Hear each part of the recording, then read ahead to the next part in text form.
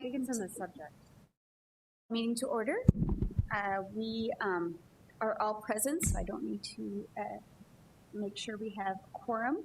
The first item of business, we do actually have a business item on our work session agenda today, will be the approval of a contract between Sioux Falls School District and Therapy Travelers for licensed speech therapy through Teletherapy, billed at $86 per hour with a maximum of $240,000. And obviously this is a new issue with COVID-related expenses and so forth, and needs to be addressed before our next board meeting. So that's why it was put on the consent agenda. Do I have a motion to approve? Move to approve. I have a motion and second. Any discussion? Seeing none, all those in favor signify by saying aye. Aye. Aye. Opposed, same sign. That contract approval passes.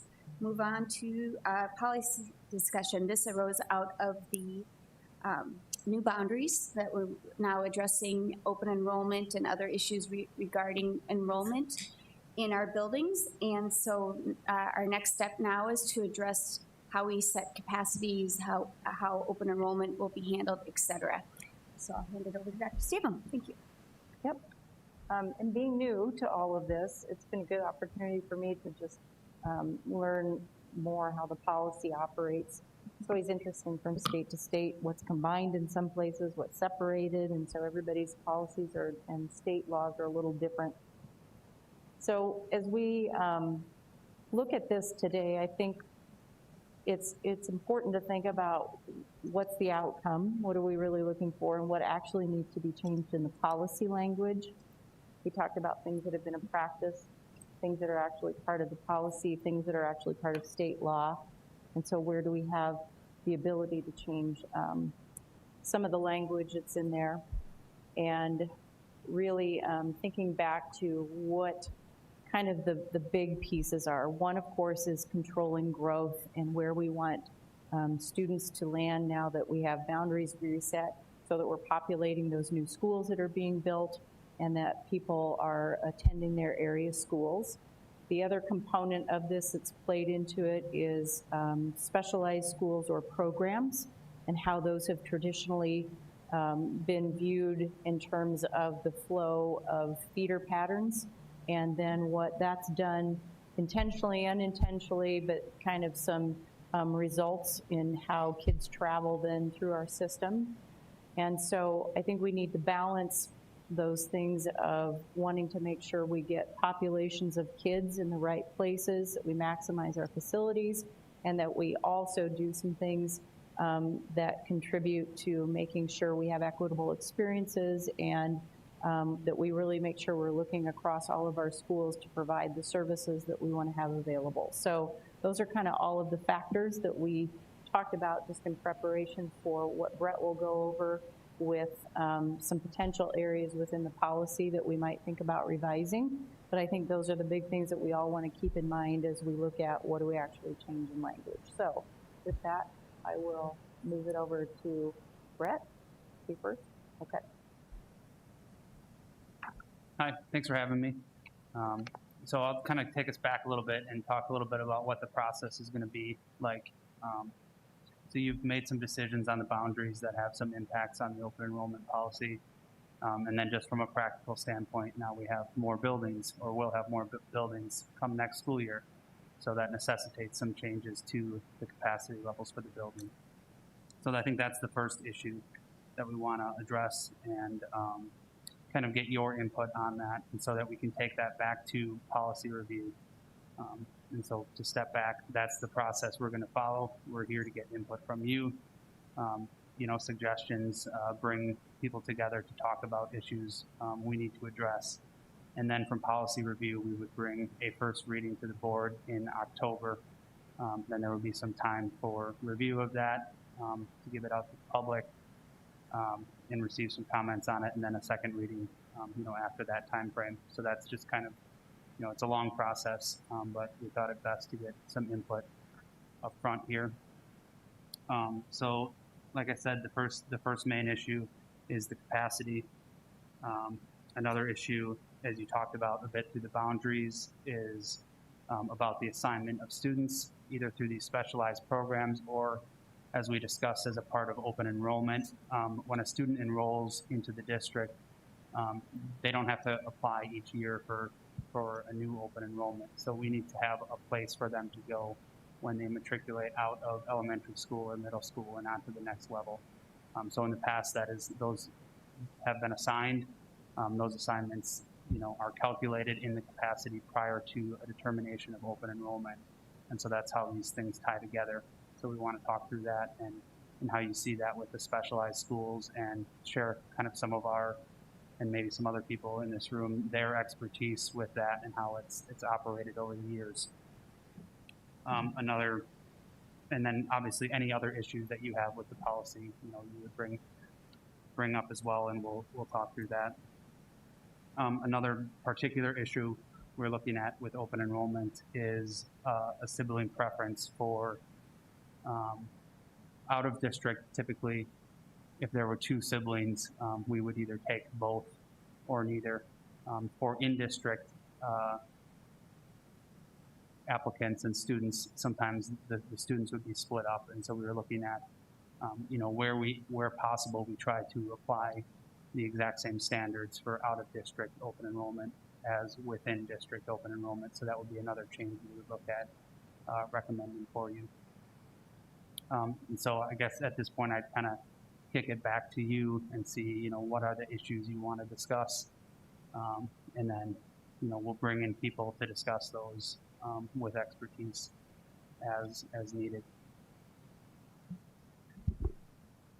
When will be a good time? I'm not thinking today, but like just for capacity, I'm just addressing that one first. We'll know best guess numbers for enrollments, and then to allow us to set educated guess capacities for the middle and high school buildings. Right. So the capacities are going to be set at multiple levels. Under the state law, you can look at capacity for the building size, the class or grade size, and then also at program level. So we're looking here at the building and class where we'd want to do that. And I think this kind of goes way back to, the facility plan, and when the two buildings were moved forward, is that we thought of certain numbers that we could, would be appropriate for that. So our recommendation for that would be to, rather than set the specific number in policy, would be similar to what is done at some of the other levels, is look at setting it at 90% of that actual building or classroom capacity. And so that might be a little bit different by building. I think at the high school level, there's 2 extra classrooms currently at Roosevelt than there are at Lincoln. And so that would slightly change the amount. But that would be what we look at. And so that the 100% number that we would use to get to that 90% number would be those same numbers we saw in boundaries of what those were, or is that going to be a different number as well? Are you looking at the actual enrollments or the capacity levels? So the 90% of capacity, what is capacity? I guess that's the question. Are those going to change, or are those going to stay? Because I know we had those, for Roosevelt, for example, we were 100% capacity is really 110%, because of the number of students we had last year, for example. I know this year will be different with virtual and so forth, but when will that number be known? I'm just trying to be as transparent with the public too and our families, so that they can have a guess of, is it going to be worth the effort to go through open enrollment? Do they need to look at, do I want to move? Do those type of things, or do I need to be accepting and knowing I'm going to just go to my school, which that would be the best case scenario, obviously. But just so we can give the public an idea, that building is 1,000, they're only accepting 1,000, my odds of getting in are 0, so that they can have that kind of educated guess. The number you're probably referencing will be dictated by the number of rooms available within that school, and then 90% capacity, because in the high school setting, where they're fairly efficient, they will not be able to utilize every room every period, just through the transition, and depending on what the room is set up for, whether it's a science room, whether it's for other specific content areas. And so 90% of that, and we went through with the rooms from Jeff Kreider And then looking at the percent of that, came up with a number of what each would be able to be at. So it'll be a percent. So I mean, if there's additions added onto schools, that could change that. So it would not be set at a number per se of 1,900. Right. But the way the percents come out, it'll come somewhat close to that. So there's two different numbers that you reference. One, what is the projected number of kids that are in there? That number was utilized through the boundaries and gone through, and we see what those numbers were projected at. That information, is out there public, but that is from the 2 years. And then there's going to be the numbers that we set that we know schools will go beyond that, because even Roosevelt High School set at 2,100. Well, we know there's 2,400, not full-time, but 2,400 bodies that could come in and out. Well, with the numbers that we set now, some of those schools will be above that now, and Roosevelt could still be closed to open enrollment to start with. We want to make sure that through the policy that we look at what's the space available for a comfortable size high school, and at 90% of the capacity of the rooms. I guess, yes, in a way it does, but I guess the $1,000 question is, when do we think we'll know those numbers? The true number of that, because the seniors will be allowed, so we have to be able to ask them in the month of November who will stay and who does not. That impacts overall numbers. And you'll hear as Brett goes through, we're trying to still account for that with freshmen to make sure we always have enough freshmen to have an even class size going through. So part of that will be dictated by how many decide to stay through that senior option that was given or discussed by the board. And then depending on what we do with the number of students that come out of the middle school, so we can't predict that until we know what those guidelines are going to be, and then how many will choose to take that option. So it is still a undecided number, but tentatively we have tentative numbers that would be, it's probably still going to be that same situation where tentatively a Roosevelt would be closed, a Lincoln would be open to some degree, a Washington would be open to some degree, and a Jefferson would be open. Thank you. And that's just so people will know basically before December 1st, before they either stay in line all night or hopefully are online applying, that we have that information available to them, I think. We would have a good number back by December 1st, knowing from those that opted to stay and go as to what that would do to that senior class. And that would help us to give an overall number. The 90% capacity, though, we're just looking at the building as a whole. We're not looking at the students, right? So we should be able to say the 90% capacity for Roosevelt is X, because right now we know how many classrooms there are and how many whatever. So I think that's Cynthia's question is what is that? Like, what is that 90% capacity? Right, and there's exactly right. There's two numbers. One is the actual building, and then one is enrollment. And so you subtract one, and that's how many spots for open enrollment you have. But the 90%, like for instance, at Roosevelt is with 96 rooms, 1947. 1947. And 10 of those rooms are specialized. They're rise classrooms and things like that. So that can fluctuate a little from year to year, depending on what specialized programs move in and out of. Sure. And again, that's how this all ties together with the specialized programs and the capacities, because that's how they're calculated. And so the calculation for Washington and Lincoln, one less room at Washington and two less at Lincoln. So it's 1924 and 1901. Are you factoring in any kind of student-to-teacher ratio with classrooms? Yeah, we're factoring in the funded amount, which is I think 25.15 at high school. So you take the number of rooms times 90% times 25.15, and that's your capacity. And then is that a different ratio at middle school and elementary? Yeah, middle school is at 24.42.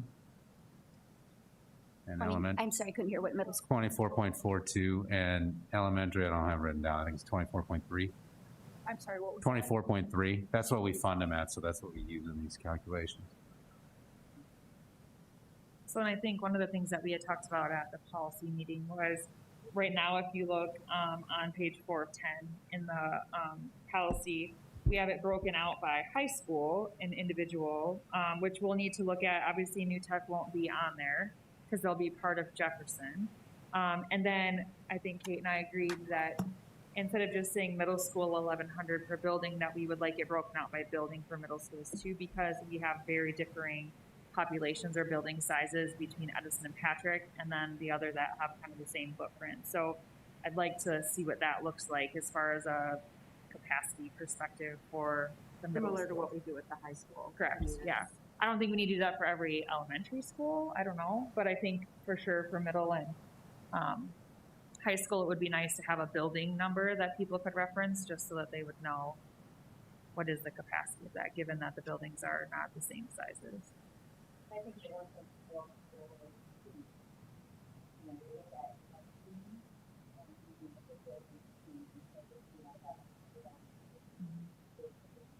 Sure. And then deciding if you have 3 teams or 4 teams or whatever per grade. Okay. So if you compare those numbers for the high school versus the middle school and elementary school, you'll see the elementary school is more calculated based off of that budgeted ratio.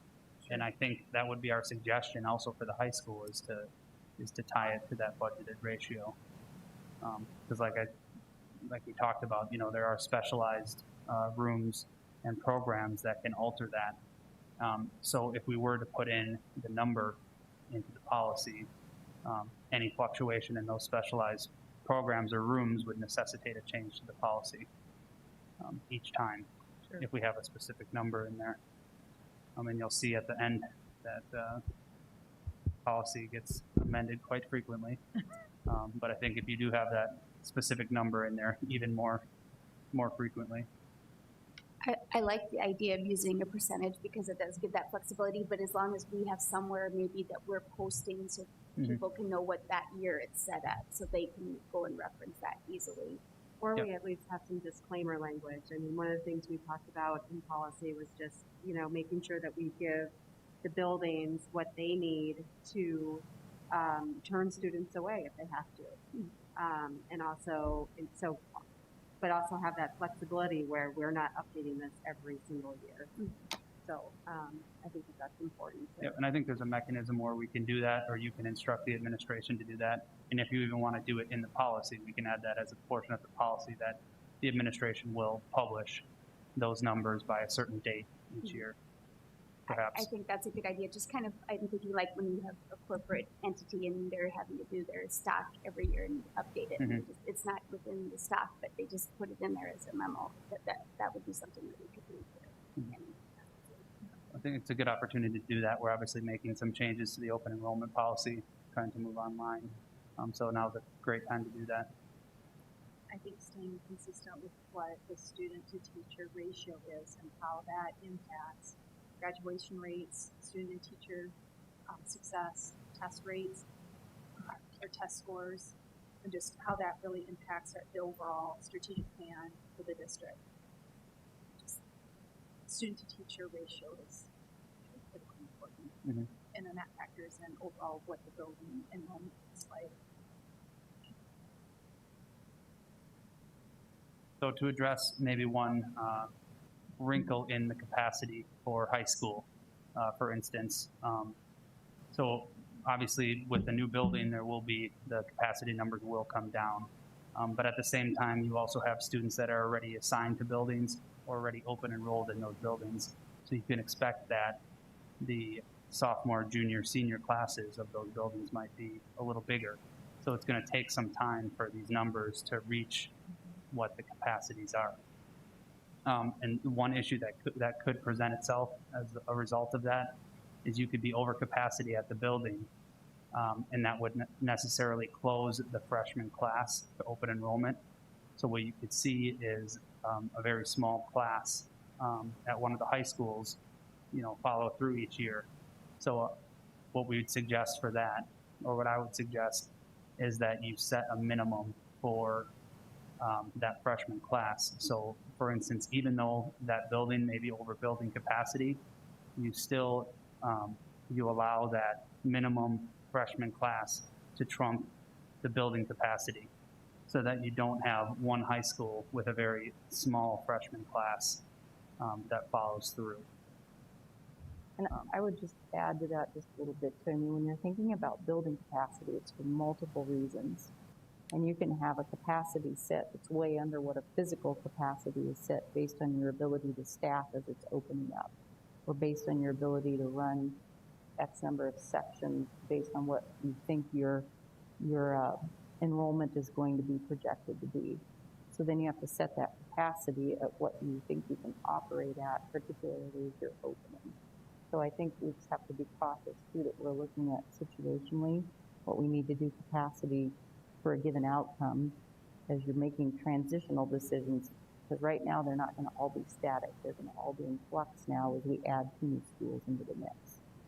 And so it's just important to think about those layers of how you kind of shift resources over to new facilities as they open.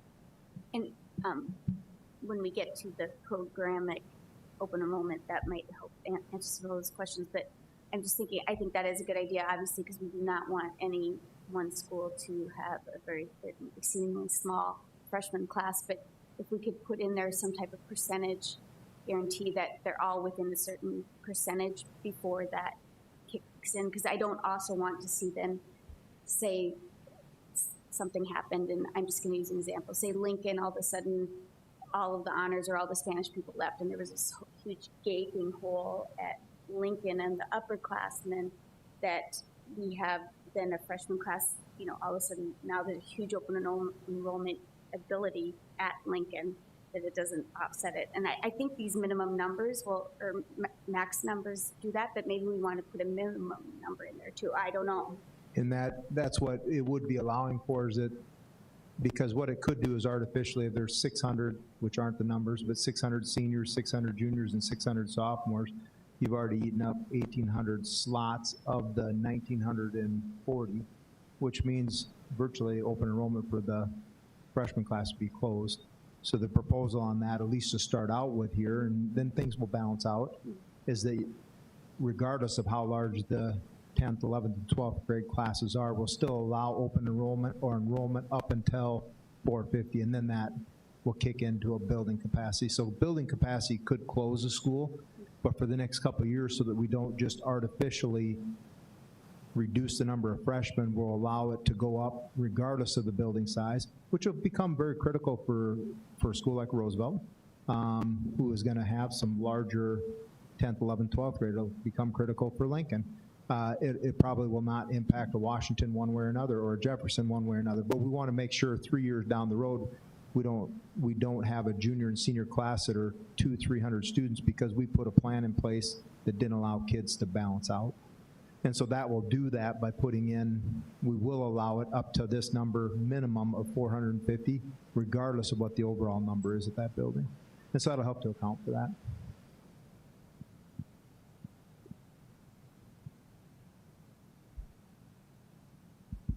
So it sounds like we're all on the same page for capacity. Anything else that came up at policy meeting that you felt? Regarding capacity? Yeah, regarding capacity, I should say.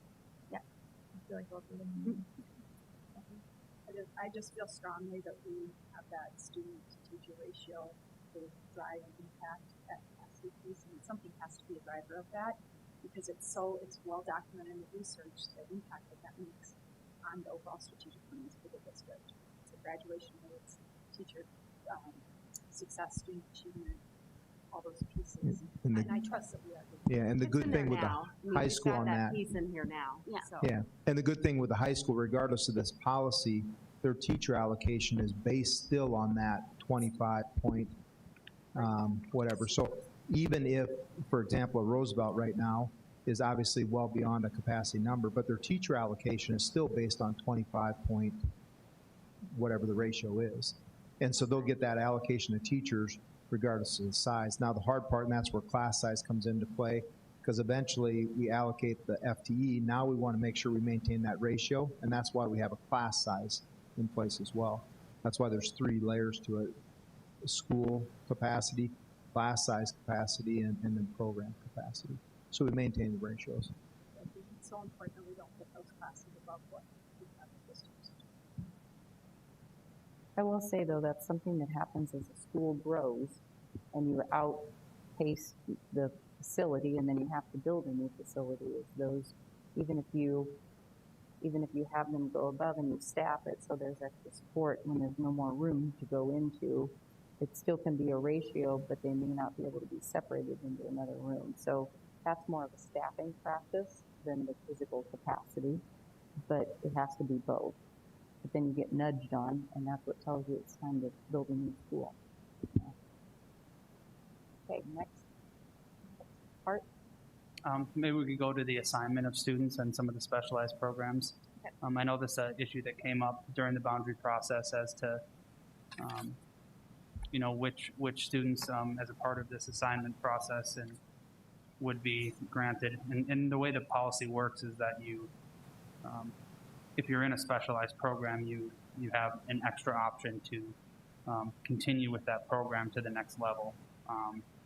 And so what we would look at doing as a part of that, and I'll reference you to Page 7. pages 7, right? Under.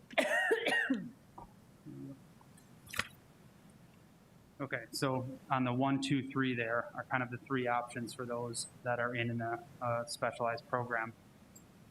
You know, every student has the option of attending their home attendance center or applying for open enrollment.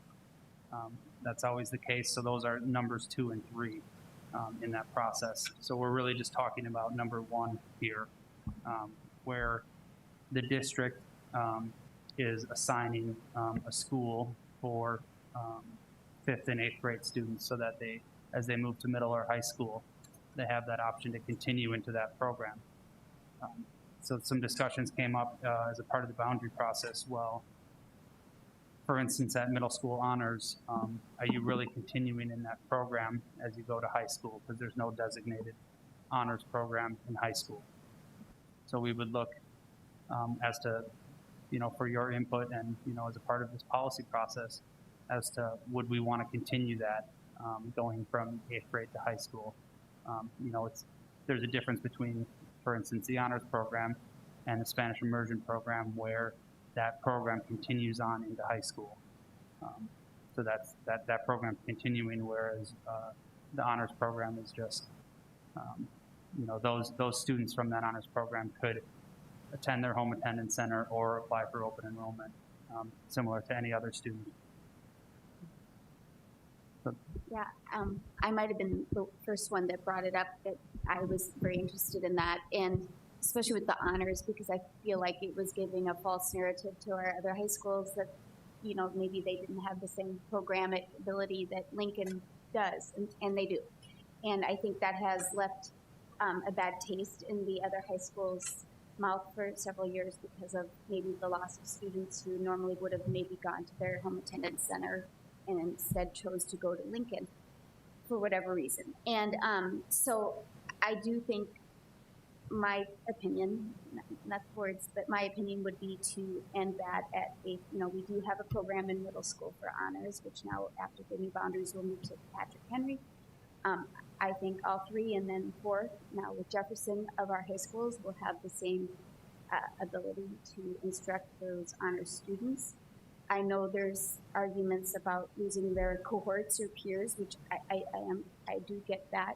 However, many of our students, both in elementary and middle school, already split from their cohorts. My son went to Robert Frost, half their class went to Patrick, half went to Edison, they went to Patrick, and half went to Washington, half went to Lincoln, and guess what? They have friends a lot of places. I know that's not as easy for some, but it's a good way for people to learn how to adjust and adapt.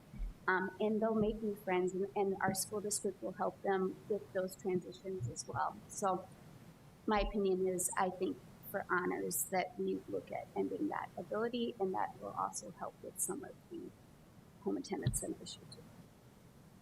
One of the other things we discussed too, because I think, you know, we all pretty much agreed on that, I think, when we discussed the boundaries, but programs that I don't think we were as aware of is also All City. Mm-hmm. All City also gets routed to Edison and then Lincoln. Mm-hmm. So I think the recommendation would be to end that as well, because there is no middle school program and no high school program for that group either. So I think we just need to be on the same page and be consistent with that policy. So All City ended 5th grade, obviously, so no cohort placement was 6th on, and then honors 8th grade, no 9th grade. We discussed briefly Spanish immersion. My feeling on that right now is that we as a district need to come up with a better plan as to how the program's going to grow, where that's going to be. Need a long-term plan. Yeah, for it. exactly. Yeah. And that would be my only thing is I think we hopefully will push towards that long-term plan to where will this program go to 2 buildings in middle school to allow more students to, and then hopefully that program won't be taking over middle school, which it can be doing at Edison because of the size, and same with Lincoln.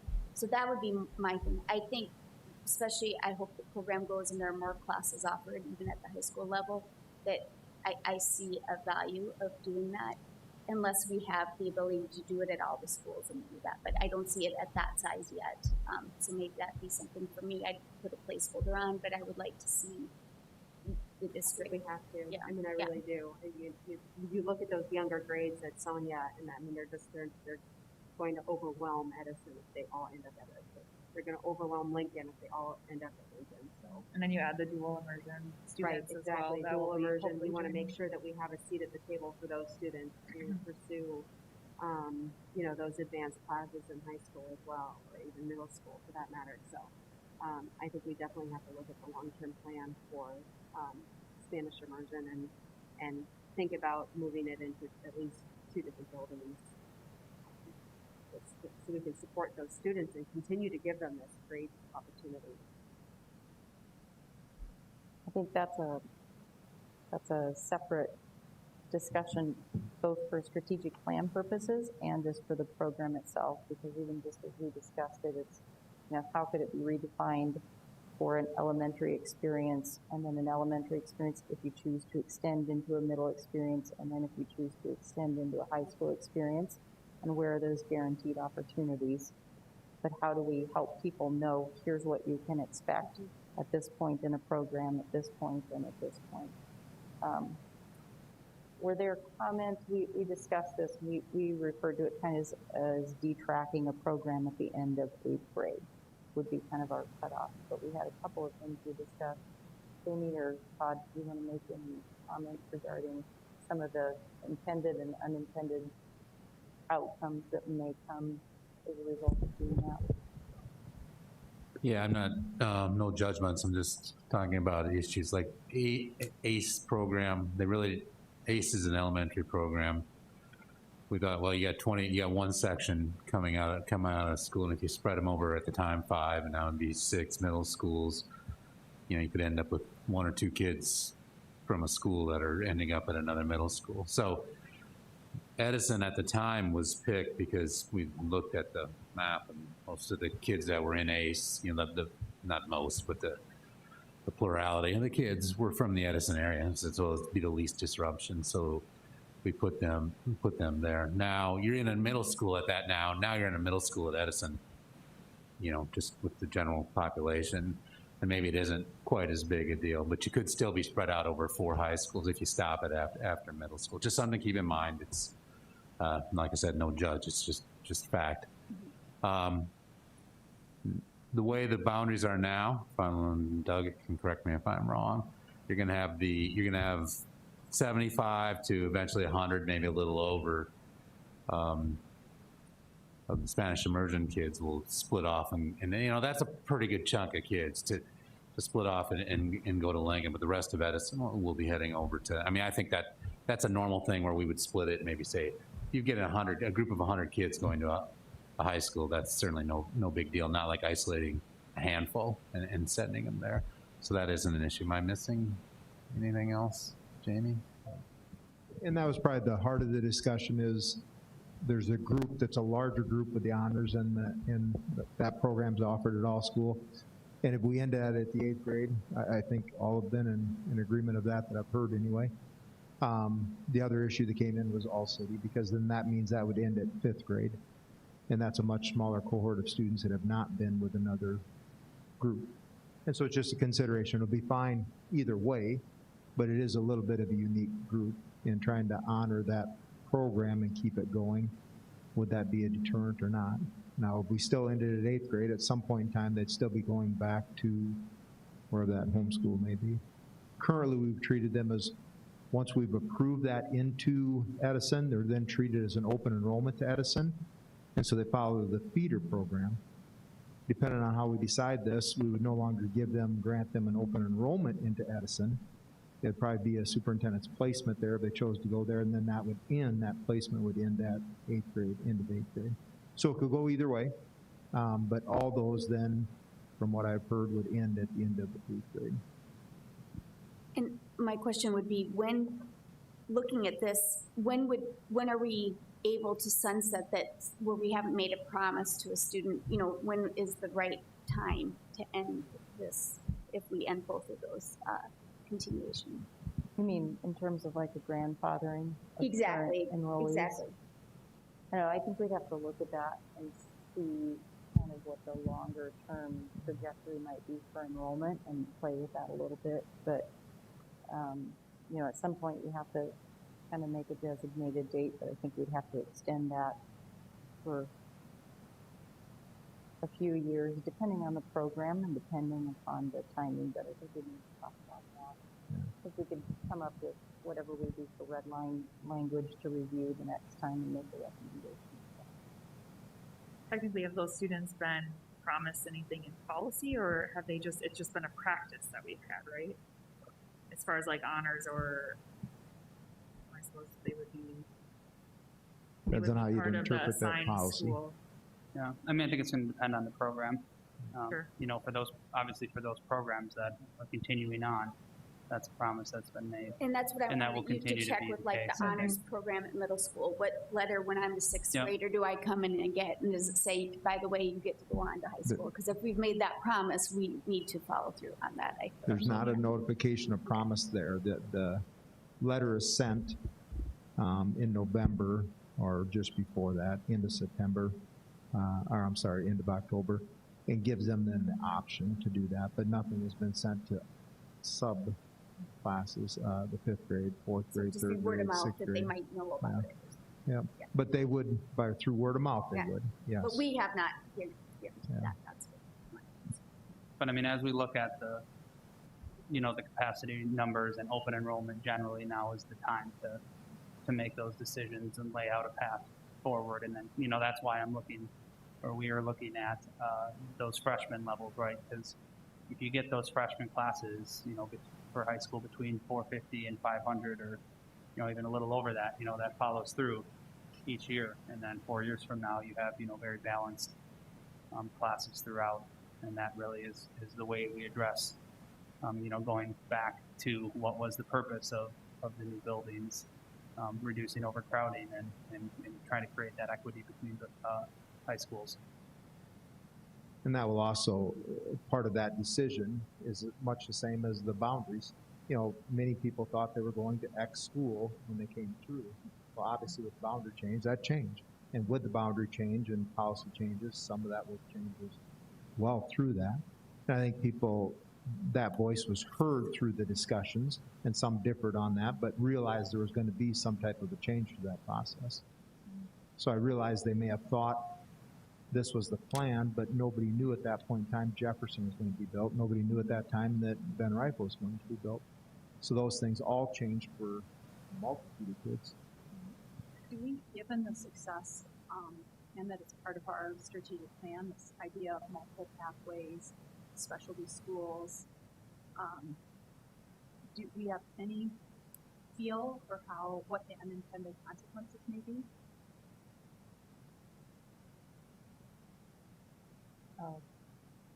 Of those students knowing that they would just go through elementary school and then they would not go to a particular middle school? Right, and I think that's why we kind of brought up that issue with All City is, you know, maybe it's appropriate, you know, matriculate into high school. Maybe it makes sense at that time that's done. And maybe, you know, from elementary to middle school, you know, maybe that's something we need to look at further. How does that impact A+ school for the arts? Well, they're not, They are. they are not. They part aren't of this. special, yeah, they'd be open enrolled. And that's one of the arguments to clarify maybe for having it all end at middle school, is because then if it's if it's Edison or if it's Patrick Henry, there'll be a multitude of kids that will be going back to their home attendance center high school that they will have at least been in middle school together with. Oh, so we did say middle school would be a consideration. Well, or if that's what is decided, if it ended at 8th grade, for anything that was not a continual program, the only one that is not continual in through the middle school would be All City Elementary. And Eugene Field. And which one? Eugene Field. Eugene Field is an open enrollment, so that is not, they open enroll to that school, so they would continue because that's open enrollment. So there's a feeder process that goes through with Eugene. But the program itself doesn't continue. Like programmatically, there's no arts program at a middle school. You are correct. But once, you are But correct. if you there's open enroll to Eugene Field, Yeah, there- you can also go to, you go Your wherever that assigned feeder school. is, because Whittier, Whittier. right, and that's different than you go All to, City where they would go to. it feeds to Whittier. So even if you're open enrolled, if you're open enrolled at Eugene Field, but your middle school is Patrick, you're feeding into Whittier If you want, because of the open enrollment. Yeah. if you choose to, you can always go back to your home school. Yeah. Right. and Kind you, go ahead. just to kind of step back a little bit, just, part of this process is kind of, separating things again the way they should be, that there's an open enrollment process and there's, specialized program. There is a list of the specialized programs and it does state that there's a different application process for those. Whereas your A+, that is just an open enrollment. And whenever you are open enrolled, you do always have that opportunity to return to your home attendance center. That's what I said when I started this. We have a lot of things that have all been kind of wrapped up into this one policy. It's out to in, it's within and around, and it's specialized programs. So I just heard somebody who said it. If it would help for us to just do kind of a simple table of how the enrollment progression happens for kind of those different buckets, we can sure do that. But that's what makes it a bit confusing, I would say. I think when I think about All City, I totally understand the small 25 kids, but I also think that as an elementary student, you are likely not going to school with your neighbors, right? Because you've open enrolled and you're driving. And as an open enrolled person, with my kids, like, you are still very good friends with your neighbors. You just don't go to school with them. And so for me, I would prefer that it ended at elementary school, because friendships will form in middle school that I think are easier to make than they are when you are the new person in high school. And so at that point, you're now joining the middle school that your neighborhood is in, and you're with your neighbors that you have been spending time with, playing in the backyard, riding your bike or whatever. And so it's natural for you to do that. Whereas if you now stay with that same core people and you go to Edison or you go to whatever the middle school is, now you've got this middle school bond where you've been able to play school sports together, you've been in the band, you've been in whatever, and now it's like, oh, sorry, unless you open enroll and get in, you can't go with this group of people, kind of thing. So I guess when I think about it, those are kind of the things I think about and why, to me, it makes sense to end. Plus, when they get to middle school, a lot of those kids are all going to be new to middle school too. And so, yes, there's going to be pockets of elementaries, but everyone's coming in together new to a new building to find their way around all at the same time. And so they may have familiar faces from other activities that they've been in. From a social. We had neighbors that did just that. I mean, of the 10 kids that at one time were all elementary age, they were either at Spanish Immersion, All City, or Longfellow. And they all came together, well, except for Sonia, or except for Spanish Immersion, but all the other kids came and went to Patrick together. Yeah. So they didn't, they decided to go through their neighborhood school for middle school. But, and I'm sure that there are less people that make that decision. But, And enrollment, whenever you undo it, you have to look at, so then where does that flow now go instead of going this way? So that's one thing we would want to look at, is if it's not at the end of 8th grade, if we say now it's at the end of 5th grade for a particular program, then it's what does that do to where they've typically gone to that 6th grade enrollment, and then what does that do where they may go back to? So we'll look at that. And it also impacts where people choose to buy real estate, neighborhoods, and it's a larger decision for parents. When I go back and forth with the all-city example or decision that we ultimately will have to make is, it is, again, it's a small cohort. And some do choose to go forward or not. And I think, Nan, your question about unintended consequences there, maybe we don't want to, we still want to support this program at All City. So if this is one little piece, and Todd, I don't know, maybe you can tell us from your experience, did you know that cohort would then go to middle school together? Or is that something you just kind of figured out towards the end? Didn't know until they were all there. Yeah. And to be quite honest, it would have been better. For my instance, it was hard for my girls to go to Edison because they didn't know anybody there. Mm-hmm. And not all of their All City kids were there, they scattered. So some went to Patrick. So they ended up not knowing the neighbor kids because they were All City. So it wasn't a known benefit of the program that you would end up being a cohort together at middle school. Yeah. It wasn't. So if you're when you chose All City as a program for your girls, Yep. It wasn't a known benefit that they would then have the cohort move to middle school together. Right. So it didn't sway your decision one way or the other. Nope. And they ended up not all going to. Right. It's a piece I'd like, Most of the kids in their class. Yeah. and a piece to that particular program, and it has had phenomenal success, but it is capped at one class. So there has been a waiting list, and that program has not been allowed to grow because we capped it at one classroom, given the size of the school. So just something to keep in consideration if you look at the test scores that come out of that school and what their model looks like. It's quite phenomenal. When my girls went there, I was a PTA president with 152 people on the team. When my girls were born, my wife made me go to the hospital with the application to the alternative school. So, unbelievable school. And if we look at it based on test scores, for example, and how they test that, you might have trusted it, or even national for that matter. And I don't know what that has to do with it, but it was a disadvantage for us for my girls that ended up at it. We had a hard time getting them to fit in to Edison because everybody's staff. I have no idea how that affects. And they weren't going with the school with their neighbors. Yeah. So I think for policy purposes, my question for clarification would be, since it's a nominal number of students, do we want to stay with kind of that uniform 8th grade cutoff, or do we want to consider it differently by program? What I think I'm hearing is consensus around 8th grade is the detracting point where the expectation we've got to be home high school. Could we kind of suspend that and get just a visual on what it looks like and what that impact would be? I guess I don't know that I'm comfortable right now saying this is the direction that I want it to go, just because I don't feel I have any kind of a metrics to look at or base it off of.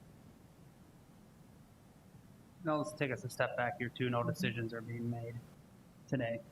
Like I said early on, this will be a process where October the first reading will come out, and that'll give you some opportunity to hear from the parents of these with children in these programs, and to hear what their thoughts are on it.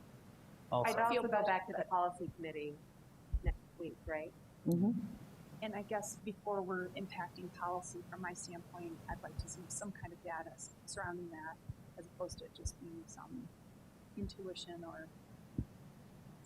It'd be great, especially like even right now, is I just think if we could see like currently this many ACE students do use the Edison option or something like that to know, because I just think of, like I know Christine Erickson's kids go back to Memorial, I believe, don't they? They don't use it, so it's just something like that would be nice to know if even if we do end it, is it really affecting even 10 students, or is it, or are 20 using it who would not normally be Edison students?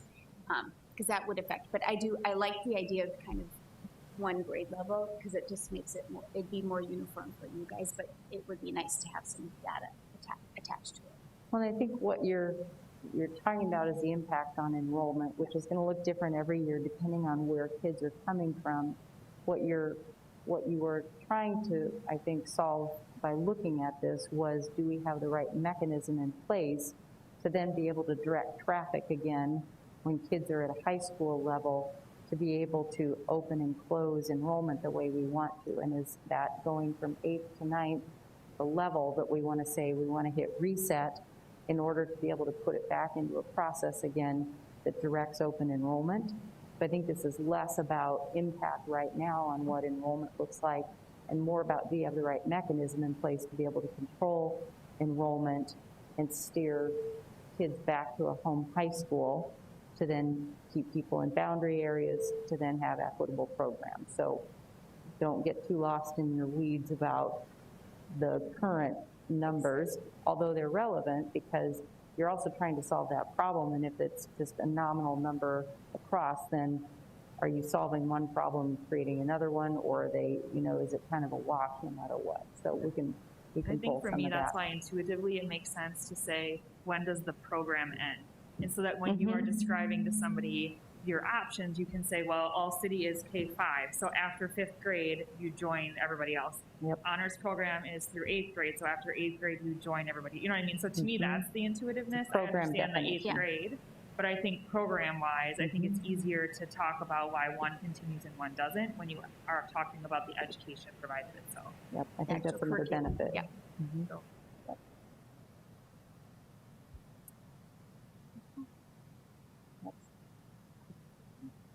I mean, I think that is the main issues I wanted to bring regarding the policy. I know there may be others that you want to bring, so if we want to discuss any of those, that would be a good time. Is this the right time, or is that the next section when we're going to talk about basically out of district versus in district and comparing siblings? Oh, siblings? Yeah, Yeah. we can discuss that. Yeah, okay.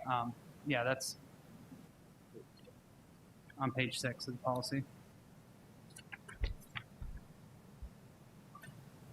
And if you look at number 7, that's where 6 and 7 differentiate between out of district and within district. So within district, if 2 or more students from the same family request open enrollment, district may deny for one student and approve for the other student in the same family. Now there may be instances where a family chooses to have, you know, one stay at their home attendance center and one open enroll, or 2 open enroll to different schools. But I mean, I think that the thought behind the sibling preference for out of district students, and that's something that's in state law. I was going to ask, that's state law. For correct. out of district, the thought there is that there's efficiencies, right? So if you're dropping off one family member or one sibling is driving to school, that there's efficiencies by having the other student with them. So that's where that sibling preference comes from. So we can't change that, right? That's state law, Correct. Number 6, okay. So the question then is, do we want to apply the same preference to within district? And the effect would be, you know, either both are open enrolled within the district to another school, or neither are.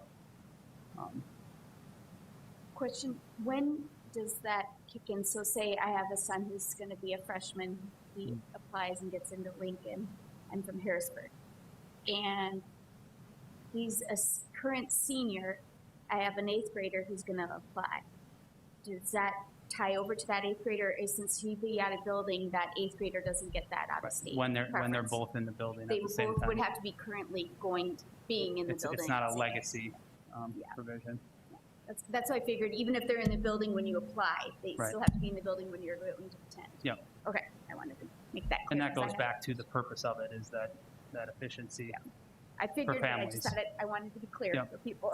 So I chuckled with this one because it was exactly opposite what I dealt with this. So for in-state, Yeah. for in-district in versus district out. versus out, yeah. I mean, I know we're tight, but I kind of feel like if it's the efficiency, we should follow the state law. And the reason being is we know if a family pushes it, we can rely on this is what the state law is. And is that correct? Or Well, I mean, it has it has been that, you know, in district is treated a little differently than out of district, because the out of district sibling preference in state law is speaking to, you know, just those coming from out of the district and their siblings. But like I said early on, we are trying to treat in district the same as out of district open enrollment applications. They're on the same form, and you know, for all other purposes, we are treating them the same. I guess, to the extent that we can have out of state and within district, the two near each other in terms of the same families residing in the same household, applying for open enrollment, if it's granted that the entire family is able to come. It just simplifies it for a family, and it's consistent then out of district or within district. Can you remind me what the example was was it Dan? Yeah, Had some example about a student who may apply out of school because it has specific services that are offered or something like that, and that if there's not room for the sibling, then that student who really needed or wanted to be in that location would also be denied because of the sibling. Is that, I don't want to misspeak, but I feel like there was something. There's still some different rules that would apply on the state level, as well as we utilize at the district level with special education services on IEP. Okay. And so that still maintains, and that would still be in use. The situation where this comes into play more often than not is they may have a ninth grader and a junior that are applying to open enroll to a specific school. The school accepts the ninth grader, says we will accept the ninth grader, and denies the junior, or vice versa. Well, then the family's stuck on that situation that one of them is going to be approved to move in and the other one is not, so they have a split if they're going to honor that and let the one go that was approved. And so it splits. They always have the option if they wish to only apply for one of them. But once one of them is in there, that family option, much like out of district, we have to allow any other sibling that applies open enrollment into our district, withstanding the IEP law. The only thing, Still allow a family flexibility if they choose to have one of their students not attend that school, they could attend their own attended school. Or another open enrolled school. Yes. If they wanted to. Correct.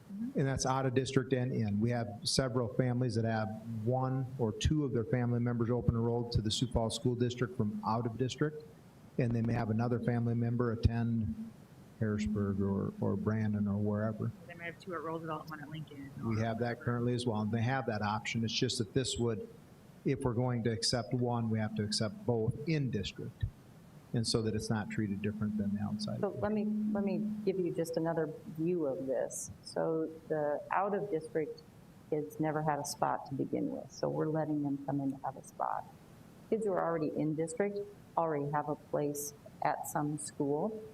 And so one of the things that can happen if you require that they both come, if one gets in, both or more get in, you may have a family that's requesting fourth grade, and there's also a second grader and a first grader. And in fourth grade, there's room so you can allow that fourth grader in. It's class of 19, that takes it to 20. You have a first grader where you have classes of 25, 26, and 26. And now one of those is going to move to 26 or 27. So we go back to class size. That's where it can either throw it into, we've got to have another teacher, which adds an additional cost to the district, yet there was room for them possibly where they were in their home school. So they don't lose a seat in the district, but it may end up costing the district more for teacher allocation or for other resources if that movement isn't regulated by something. But the funding follows the student. But they're Right. already in our district. But this, I thought we were talking about for an out of district. I'm talking about for In district, we're talking about the in-district ones now. Sibling, Right. if we match. We can't touch out of district. We're only talking about in-district right now. And the discussion about the added cost was when you get to the point where the ratio is high and you have to hire another teacher for that class. So maybe in their home school, let's just say they were in first grade at their home school, those class sizes might have been 22, 23, 21. When we allow them to open enroll into another district school, that throws maybe an already high classroom over to adding staff that we wouldn't otherwise need to add if we don't have an ability to say, yes, at 4th grade, we have room for you to scoot around to another school, but at 2nd grade or 1st grade, we don't have room. So family has to make a choice to stay in your home school or let that 4th grader go if that means enough to them. But it can inadvertently cause us to spend more dollars for something that we already have resources to cover at their home school. What, when somebody applies, that 4th grader applies, when maybe they applied when they were a 3rd grader, do they have to list other family members even if they're not applying in their ages on the application form? If they're asking for all of those kids. No, if they're But only asking for one. If they're just asking for one, no. No. They would not, same way So out of I'm wondering district, what information we get if, say, only one applies. That's- same way yeah. out of district, if they're just asking for one to apply at that point in time, they don't list all of their family members. So it's a guessing game for you guys when you're It doing that. has been at Yeah. times. I mean, if they're in district, we already might have that data Yeah. because you can go look, but if they're out of district, that's. That is correct. Yeah, right, we would have, given that we've been following this for some time, we would have some data that would suggest if that's what type of issue and what financial burden that has been. And it's a rarity. I mean, if it's changed and 2 applied to the same elementary and one of those classes was full, then both students would be denied. And they'd both have to go back to the home attendance center. Where right now, we've allowed it to be one could be approved and the other not. If a kindergarten student was approved and they moved up in their 2nd grade a couple years later, with that new kindergarten younger sibling that comes in would automatically be allowed in then. It would not be allowed to be denied if we're using that. Because once we approve them, so if we match that, it would have to follow, just like we would with an out-of-district person that once they have a younger sibling and become school age, they automatically get an open enrollment to our district. So I think our practice, we would want to say yes as much as we could if it was multiple siblings. But the question is, in policy, do we want to maintain a mechanism that still allows us to control what those class sizes are in our school? Because once you make that an automatic, then you lose that mechanism. I see the benefit of that. I mean, I wish the state law mirrored what that is, but it's not the way it is. Yeah, I mean, we're all inclined to do what's good for families and what's good for efficiency and transportation and, you know, some of those things. But there are some instances where it may just be for one child that a family is looking for them to go to another school. We can allow that. They don't all have to go. We allow that. And so really what that does is preserves our ability to monitor class sizes. Okay. Any other discussion on sibling? Was there any discussion, I know I brought to Dr. Stavum and to you, discussion about a staff policy possibly. Was there any discussion of that during the policy committee? I think you said that you were familiar with the policy like that, correct? Yeah, that was my norm, that was just something if a teacher is at a school or a staff member, if any staff member, and they wanted their child to attend that location, that was something that they could do. But that had been around for a long time, and so I haven't experienced it where that happens new. But like we talked a little bit about it today, you're never going to get this mass rush because it still is an opening that's created at a school, or, you know, people who are existing whose kids are already in school different places. So I think it's just something that where I've had that as a reality, it's because size of district, pick up, drop off, it's real practical reasons. It's never been used as a mechanism where, well, I want my child to get into this school, therefore I'm going to go try to teach there.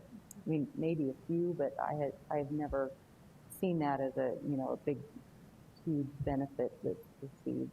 It's just a courtesy for people who need to be somewhere by start time. I love the idea for our staff, you know, except for specialty programs. Obviously, we can't do it for them because we need to follow the guidelines we already have in place for the seating of the students in those programs. But it's something that, you know, with their, especially the elementary, the early hours in the high school, if the school is in the vicinity of where they teach, how far up the chain, like you're an elementary teacher, did that student get to go to that? So say, I'm gonna use Robert Frost again since we're right by there. If I am a teacher at Robert Frost, could then Robert Frost is gonna feed to Patrick and then Lincoln, could that follow through, or is it only within that building of It's elementary? just that building, yep. Yep. Then you still go by your home attendance boundaries. the After next this level. building you're outside of? Okay.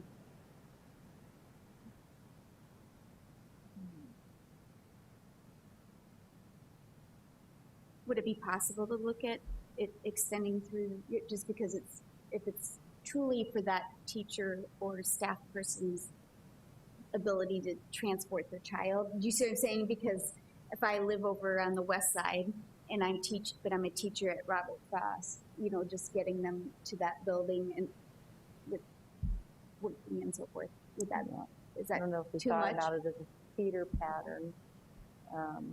Yeah, Then if I you're mean, on the that can west- change. If you're on the west side, would you then, your child would maybe get on a bus for middle school? But high school not.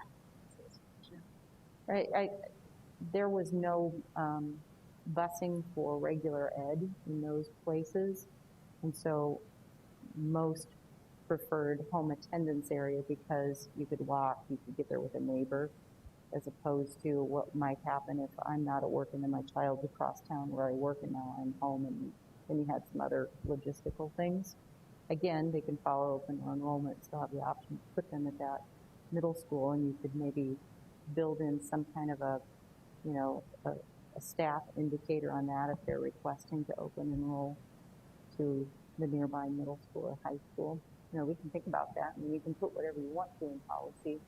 I don't know if it's as relevant at middle and high school as it is at elementary.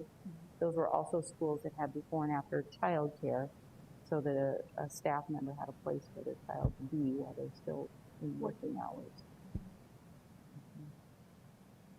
I think one of the other concerns with that too is for open enrolled students, their assigned school may change.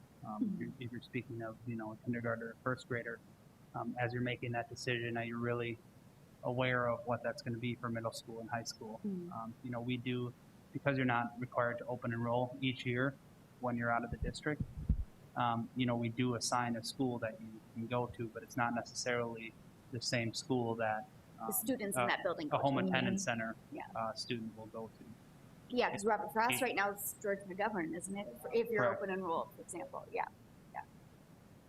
And right now, it has been in each of those students, it's been so few, but each of those have been able to open enroll to Patrick Henry, as the few open enrollments that Patrick has taken in.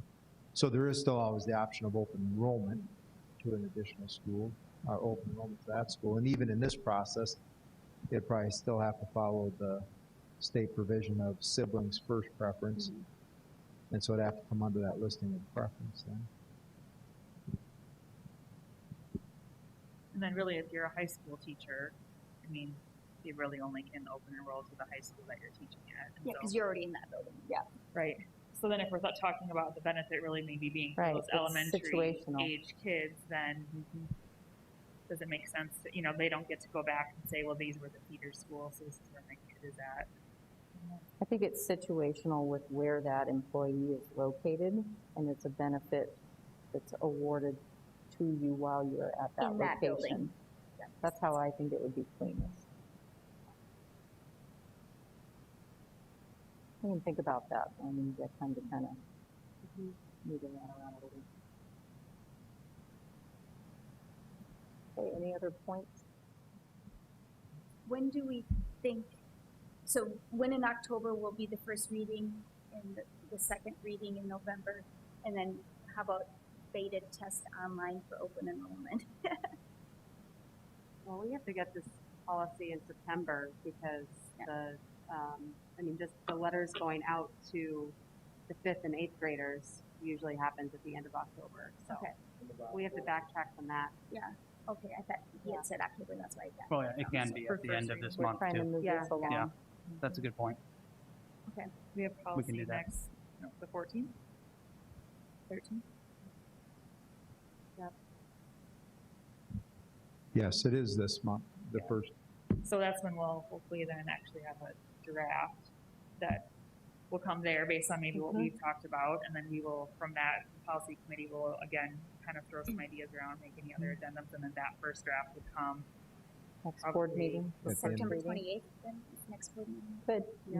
Yeah. I think we were going to try and for sure October at the latest. Because then For it that would be first 30 reading. days, right? Is the first reading 30 days? Correct. So it need to be that end of September. Yep. Board meeting, And- they'll allow it to be in Reading. effect before we send letters and notices. Yep, and policy review will be on the 15th, so we can. And as far as I know, we're on 26th. track for the enrollment piece. And it's a separate topic, not on our agenda, but it plays into this.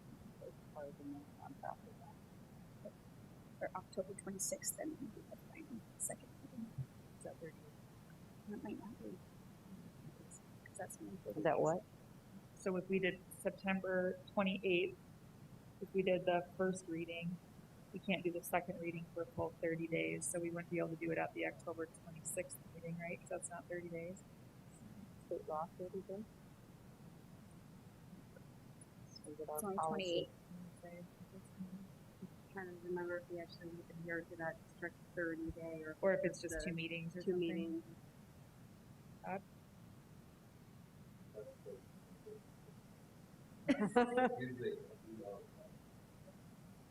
Right. Okay. At the next policy? Right. Policy's gonna be busy. Perfect. So first reading the 28th, second reading hopefully tentatively plan on the 26th. And we'll have a policy meeting in October during that time too, so if we've gotten feedback from anybody. Adjust. Yep. It says two meetings. Two Okay. meetings. Yep. Okay. Yay. Okay, we're good then. And then December 1st is still the hard and fast date for open enrollment. That's a hard, fast date with the state on that. And so yes, December 1st would be that date that we'd adhere to and working with to make that digital or online as well. As we're working through, we wanted to get past the start of the beginning of the year with the one-to-one and a lot of the things being rolled out, and then start to work on that application process to be online. That's a Tuesday. Okay. Anything else Yes. on policy? Do you want to start with committee reports? This is not easy. Nothing? No committee? Kate? Policy. We discussed this. Easy. We meet again in a couple weeks. The Educational Foundation met, and the highlights from that, the State of the School event that was online grossed, they brought in $39,870. The cost was $6,322. Not only just the amount that they were able to fundraise, but that they were able to get something like 6,000 views, which typically that event is, a couple hundred people. So from that standpoint and the money raised and all things considered, the ROI was such that it made it a successful event. It cost $6,000 to put on. It was virtual. So it was about 33,000. I'm sure the company, Pinnacle Productions, and probably all that was probably. Oh, The videos and stuff. Yeah. It was like Zoom calls or? But no, the videos were very nicely done. It was It's nicely very done. nicely done. Well, and I think in having Oh, sure, Dr. that people like Stavin as that. kind of a featured speaker and being new to the district, the timing of that was really nicely done. So thank you for your You time. really draw a and your crowd. support. Nice Yeah. work. You're drawing your crowd. She's on the road. For August, the fundraising total is at right about $68,000. 49,000 of that is in cash. The other 18 is in kind. Overall, the Education Foundation has met its fundraising goal at 88%. Their fiscal calendar is the same as our calendar, so that gives you some idea of where they're at with their fundraising efforts. Is that it? Okay. All right. I'm okay. We had policy. We talked for a long time about this policy. Thanks for all your work on this, guys. It made, and for everyone at Sioux Falls School District. This is not an easy issue, obviously, so we really appreciate all the information and your time to help us wade through all this. We had Sioux Empire Leadership Council.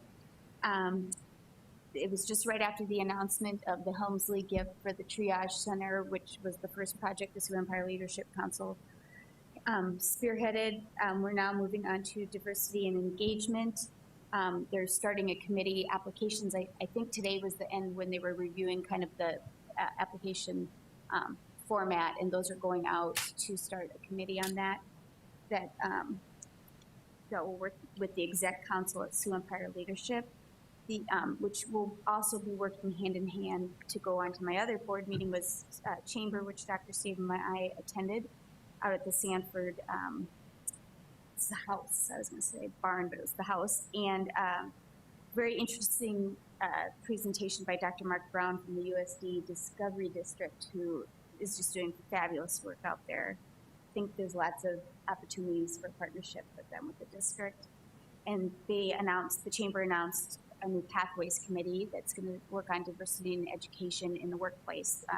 Kira Kimball is kind of spearheading that, and they announced that committee.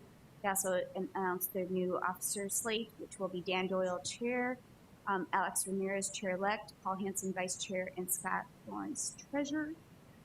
They have several events coming up. Their biggest will be their annual meeting, which will be different. I think they'll only do 700 seats compared to what they've done in the past, but also offering virtual opportunities like businesses who work together already, maybe get together at their business and watch it and have the event that way. Let's see, they also talked about another constitutional amendment, which is the sports wagering in Deadwood one. And the important thing to know about that is, like, under the tribal gaming compacts under the state, if we in Deadwood do that, then all the Native American casinos would be allowed to do that too. So that runs hand in hand. Whatever we vote on for Deadwood to do in gambling, all the tribal casinos also get that opportunity to do that based on the gaming compact. See, and then we had early childhood. There's a parent on that meeting and two others, in Sue Parrott and Elizabeth, and we just really kind of introduced ourselves. It was my first meeting with them, and talked about the beginning of the school year and how to work with the teachers, and they were just really excited to be back with their kids. So, and Promising Futures Fund got all their book of month club sponsorships done. So, 2,200 classrooms, 5,500 certificates at 49,500 books. So they're pretty excited to get that going. So thank you very much. Any other reports or good information? Sure. Not. I bet those masks are about this big. We have a motion for adjournment. Second. I have a motion and a second. All those in favor signify by saying aye. Aye. Opposed, same sign. We're adjourned. Thank you.